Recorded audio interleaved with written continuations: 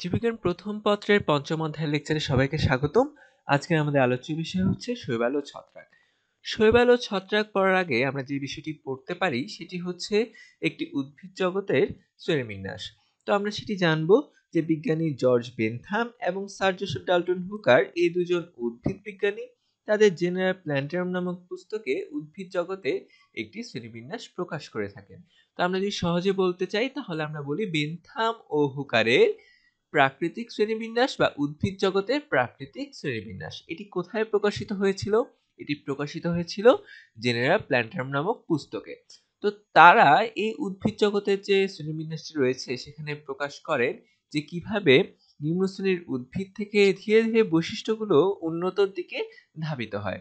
তো আমরা এর মাধ্যমে জানতে পারবো পঞ্চম অধ্যায়ে যে শৈবাল ও ছত্রাক রয়েছে সেগুলো সম্পর্কে কিছু ধারণা, এবং ষষ্ঠ অধ্যায়ের যে ব্রায়োফাইটা, টেরিডোফাইটা এবং সপ্তম অধ্যায় নগ্নবীজী আবৃতবীজী উদ্ভিদ, এই ৩ অধ্যায়ে যে উদ্ভিদগুলো রয়েছে সেগুলো সম্পর্কে একটু প্রাথমিক ধারণা নিব, এতে করে আমাদের বিষয়গুলো বুঝতে একদম সুবিধা হবে। তো প্রথমেই দেখা যাক উদ্ভিদ জগৎকে প্রধানত তারা দুই ভাগে ভাগ করেছেন, একটি হলো ক্রিপ্টোগ্যামিয়া এবং অপরটি হলো ফ্যানেরোগ্যামিয়া। তো ক্রিপ্টোগ্যামিয়া কি? ক্রিপ্টোগ্যামিয়া হলো অপুষ্পক উদ্ভিদ, অর্থাৎ যে সকল উদ্ভিদের ফুল হয় না, অপুষ্পক, এবং পুষ্পক হচ্ছে যেগুলো হচ্ছে ফুল হয়ে থাকে। ফ্যানেরোগ্যামিয়াকে বলা হয় পুষ্পক উদ্ভিদ। সহজ কথায় হচ্ছে উদ্ভিদ জগৎ পুষ্পক এবং অপুষ্পক দুই ভাগে বিভক্ত, অর্থাৎ কিছু উদ্ভিদের ফুল হয়, কিছু উদ্ভিদের ফুল হয় না। তোমরা কিন্তু ছোটবেলায় জেনে এসেছো যে উদ্ভিদের ফুল হলো উদ্ভিদের জননাঙ্গ, অর্থাৎ ফুলকে বলা হয় বিশেষ এক ধরনের জননাঙ্গ যার মাধ্যমে উদ্ভিদ বংশবৃদ্ধি করে থাকে।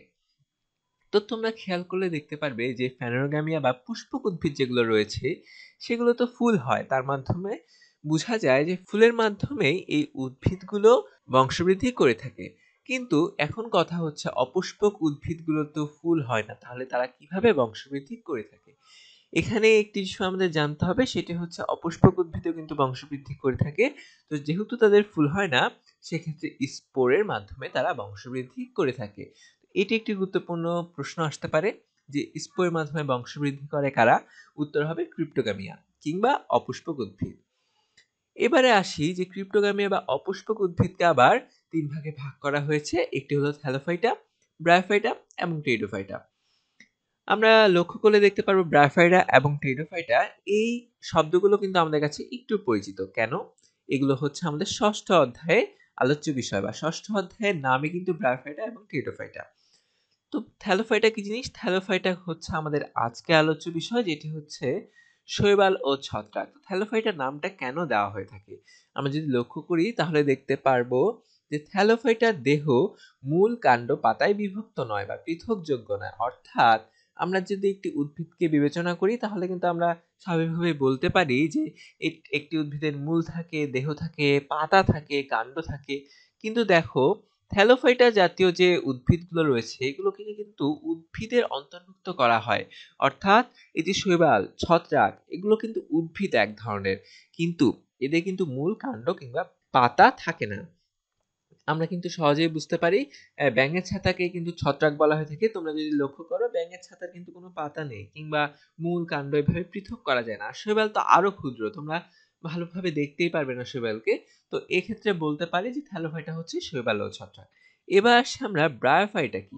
ব্রায়োফাইটার সাধারণ বৈশিষ্ট্য হলো দেহ মূল কাণ্ড পাতায় পৃথকযোগ্য নয়, এরাও কিন্তু পৃথকযোগ্য নয়, তবে নরম কাণ্ড পাতা দেখা যায়, নরম কাণ্ড পাতার মতো দেখা যায়, তবে এরা দেহ মূল কাণ্ড পাতায় পৃথকযোগ্য নয়। এটি কেন হলো? এবার যদি আমরা একটু চিত্রের মাধ্যমে জানতে চাই, বা আমরা যদি কল্পনা করি যে ব্রায়োফাইটা কোনগুলো, ব্রায়োফাইটা গুলো হচ্ছে মস। মস কোনগুলো? যেগুলো হচ্ছে পুরান যে দেয়ালে সবুজ অংশ রয়েছে সেগুলো। তো তোমরা যদি একটু ভালোভাবে পর্যবেক্ষণ করো তখন দেখতে পারবে যে সেখানে নরম কাণ্ড এবং ছোট ছোট পাতা উৎপন্ন হয়েছে এমন মনে হবে, তবে অতি ক্ষুদ্র এগুলো। তো এই কারণে এগুলোও কিন্তু পৃথকযোগ্য নয়, তবে দেখা যায়। এরপরে যখন আমরা টেরিডোফাইটে আসবো, এটি অত্যন্ত গুরুত্বপূর্ণ। ঠিক আছে, যে টেরিডোফাইটার বৈশিষ্ট্য, টেরিডোফাইটার বৈশিষ্ট্য কি? দেহ মূলকাণ্ড পাতায় পৃথকযোগ্য, অর্থাৎ আমরা যে এতগুলো পড়লাম শুরু থেকে, থ্যালোফাইটা, ব্রায়োফাইটা, টেরিডোফাইটা, এরপরে আবার ফ্যানেরোগ্যামিয়া রয়েছে। তো কখন বা কোন পর্যায়ে আসলে দেহ মূল কাণ্ড এবং পাতায় পৃথকযোগ্য শুরু হয়? ঠিক আছে, এটির উত্তর হচ্ছে টেরিডোফাইটা। টেরিডোফাইটা পর্যায়ে মূল কাণ্ড পাতায় পৃথকযোগ্য শুরু হয় এবং এর পরবর্তীতে যে সকল পর্যায় বা ধাপ রয়েছে উদ্ভিদে বা উন্নত শ্রেণী রয়েছে সবগুলোতে দেহকাণ্ড পাতায় পৃথক করা যাবে। টেরিডোফাইটা থেকেই শুরু হয় মূলত। এবং আরো একটি গুরুত্বপূর্ণ বৈশিষ্ট্য হলো এদের ভাস্কুলার টিস্যু আছে। এই ভাস্কুলার টিস্যু কিন্তু এতক্ষণ ছিল না, অর্থাৎ থ্যালোফাইটা এবং ব্রায়োফাইটার কিন্তু ভাস্কুলার টিস্যু ছিল না। টেরিডোফাইটা থেকেই মূলত ভাস্কুলার টিস্যু বা পরিবহন তন্ত্র বা পরিবহন টিস্যু বা পরিবহন কলা শুরু হয়ে থাকে। এরপরে আসে আমরা নগ্নবীজি এবং আবৃতবীজি কি, এগুলো হচ্ছে ফ্যানেরোগ্যামিয়া বা পুষ্পক উদ্ভিদের শ্রেণীবিন্যাস। তো পুষ্পক উদ্ভিদ অর্থাৎ ফুল হয়, সেগুলোর মধ্যে আবার দুই ভাগে ভাগ করা যায়, সেগুলোকে নগ্নবীজি এবং আবৃতবীজি।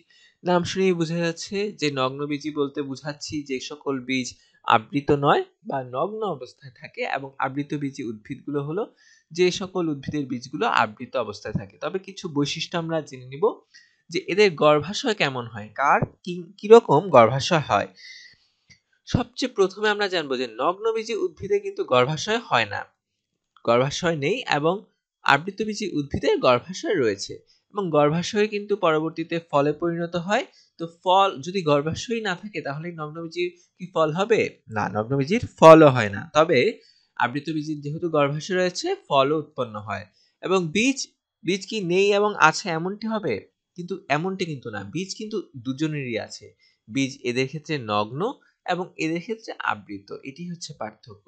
এবং ভাস্কুলার টিস্যু হচ্ছে উভয়েরই আছে, কেননা আমরা কিন্তু টেরিডোফাইটা থেকেই জেনেছিলাম যে ভাস্কুলার টিস্যু এর পরবর্তীতে সকল বৈশিষ্ট্যই বহন করবে, অর্থাৎ ভাস্কুলার টিস্যু টেরিডোফাইটা থেকে যে শুরু হলো তার পরবর্তীতে যে সকল উন্নত শ্রেণীর উদ্ভিদগুলো থাকবে সেগুলোতে ভাস্কুলার টিস্যু বা পরিবহন তন্ত্র থাকবে। এবারে আমরা আসি যে থ্যালোফাইটা, যেটি আজকে আমাদের মূল আলোচ্য বিষয়, সেটিকে আমরা আবার দুভাগে ভাগ করতে পারি। এক হচ্ছে শৈবাল এবং অপরটি হচ্ছে ছত্রাক। এই শৈবাল এবং ছত্রাকে আজকে আমাদের আলোচ্য বিষয়। তবে এতগুলো যে আলোচনা করলাম, এখান থেকে কি প্রশ্ন আসে? অবশ্যই আসে এখান থেকে প্রশ্ন।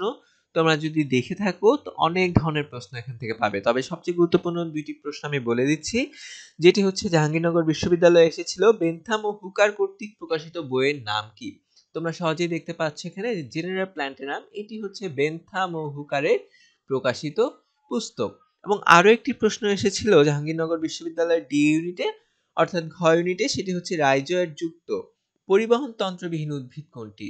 রাইজয়েড কি? রাইজয়েড হচ্ছে যে সকল উদ্ভিদে মূলের পরিবর্তে শোষণ অঙ্গ থাকে সেটিকে রাইজয়েড বলা হয়।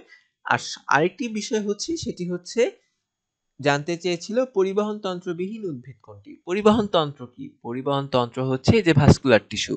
ভাস্কুলার টিস্যু কাদের নেই? পরিবহন তন্ত্র নেই কাদের? এই যে থ্যালোফাইটা এবং ব্রায়োফাইটা। আর আরেকটি শর্ত দিয়েছিল, যেটি হচ্ছে রাইজয়েড কাদের আছে? রাইজয়েড আছে ব্রায়োফাইটার। তাহলে উত্তর কি হবে? ব্রায়োফাইটার রাইজয়েড আছে এবং ভাস্কুলার টিস্যু নেই। তখন উত্তরটি হবে ব্রায়োফাইটা। এ ধরনের প্রশ্ন আসতে পারে এইসব জায়গা থেকে, তাই এই বিষয়গুলো তোমাদের ক্লিয়ার থাকতে হবে। এবার আমরা চলে যাচ্ছি সরাসরি শৈবাল ও ছত্রাক সম্পর্কে আলোচনা করতে।